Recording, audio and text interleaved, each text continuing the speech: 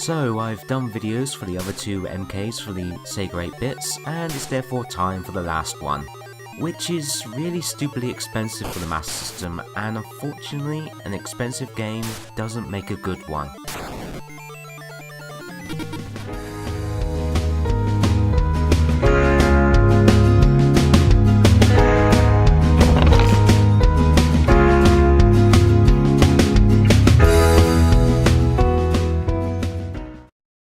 Mortal Kombat 3 was originally a hit arcade game from 1995. That was a little bit of a disappointment compared to its predecessor, as the developers decided to bring in a bunch of new characters and discarding a lot of the old favourite ones. It's part of the reason why they ended up making Ultimate Mortal Kombat 3 later that year, along with a pretty cool Sega Saturn port. But anyway, Mortal Kombat 3 originally came out for the PS1, Mega Drive, SNES, Game Boy and Game Gear.